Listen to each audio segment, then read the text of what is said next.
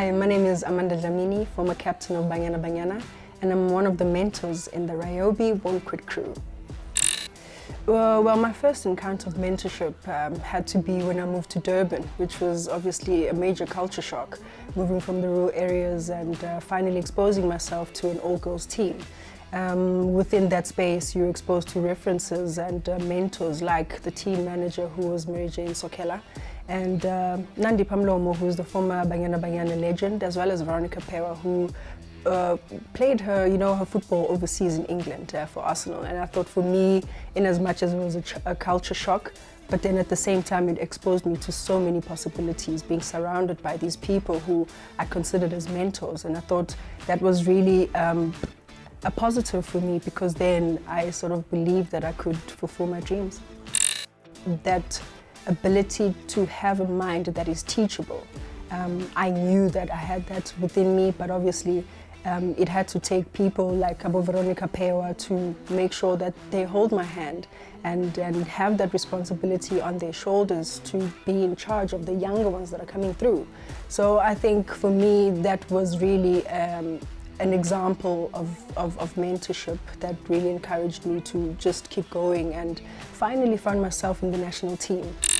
I'm sharing a change room with these people who I looked up to, saw on TV, but do I really have the potential to now crack it in the national team?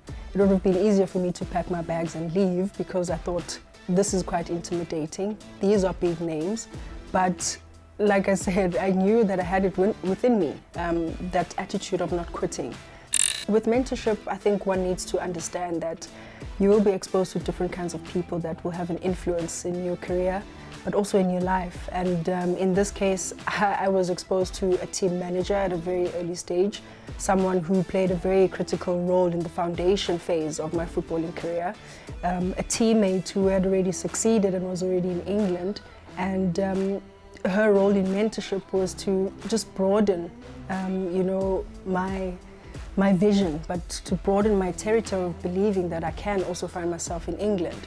But then again, you can be exposed to another mentor in a teammate, in a friend. And I think with this phase of my life then, being in the national team, I was introduced to Nompumelelo Nyandeni, who not only became a roommate and a friend, but became a mentor as well, because she was one of the few players that actually played the first Champions League in Russia.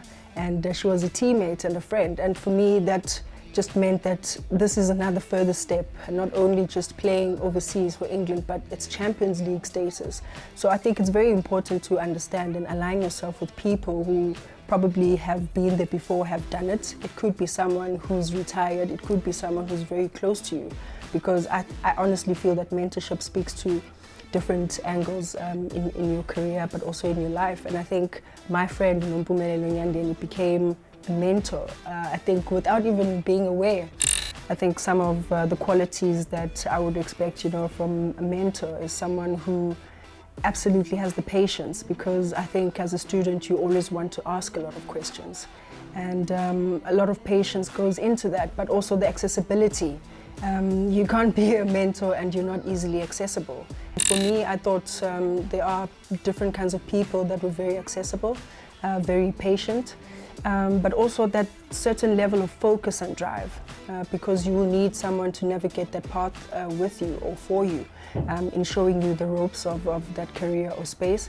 And I think for me, those are some of the critical aspects of being a mentor.